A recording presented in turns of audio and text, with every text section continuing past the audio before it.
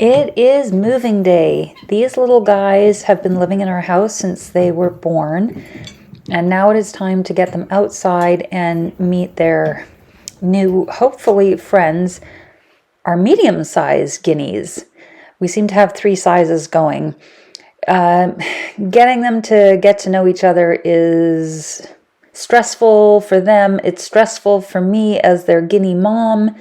So we moved this hutch into the guinea coop. And as you can see, this hutch, it's actually a rabbit hutch by design.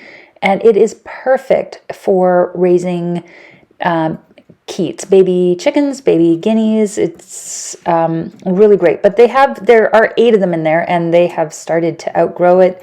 They haven't completely feathered out, but it's still pretty warm here, almost the middle of October. Their coop is still warm at night, so it's time to get them outside, and I can get rid of all the dust in the room they were in the house. They're all very curious. And as you can see, the older guineas on the outside, which are only about 8 or 9 months old, and these guys inside this hutch are, I'm going to say right now, they are about 8 weeks old. So there is definitely going to be a pecking order. If you've ever heard the term, the pecking order, now we know where it comes from. The bigger guineas are going to want to let them know who's in charge. So we have to let that happen. We've been through this before. It usually works out after a few days. We put the lid back on. As you can see, the guineas are now on top of it.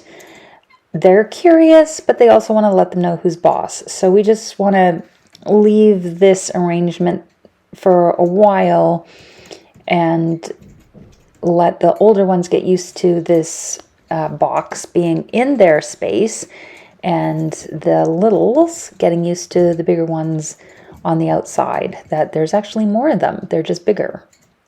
So we'll see how this goes for the rest of the day.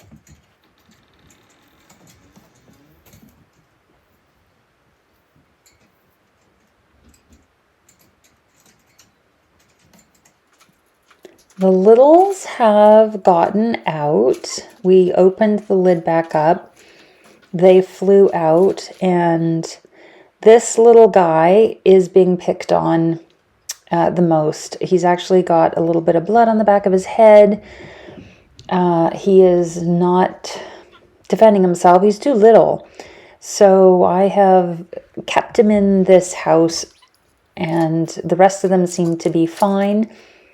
Not like getting along, but the bigger ones here are not attacking the little ones, except for that one in the house that you just saw. So these guys are curious. They want to exert their dominance and their place in the pecking order. And these guys, you can see in the corner, they're kind of cowering over there. They feel safe there. This little guy's going to head over to the corner as well. And you can see he's almost feathered out. He's still got some of his baby in there. And we're going to keep them in here for the night. So we've got some sunlight coming in. We've blocked it from the bigger guineas. And this little dude will be okay. These guys are stressed too because there's been changes in their coop and they're not really sure what's going on. So we need to be aware of that too. They're not just being bullies. They're stressed as well. We did have another hutch in here we took out. So they're having to get used to that. And these are older guineas. They're not even that old, but they are the ones that are outside every day picking ticks for us, eating ticks. These are the best tick eaters in the world. They can hear that there is new guinea activity going on. They're curious, but they are not going to be meeting these new guineas until this winter. So these guys can continue eating ticks. And then here it is at night. The 5 medium-sized guineas always like to sleep up on this roosting bar. And we'll get a little close-up here so you can see them. I actually love watching my guineas at night when they're quietening down to go to sleep, you can get a good look of their beaks and their heads and their eyes.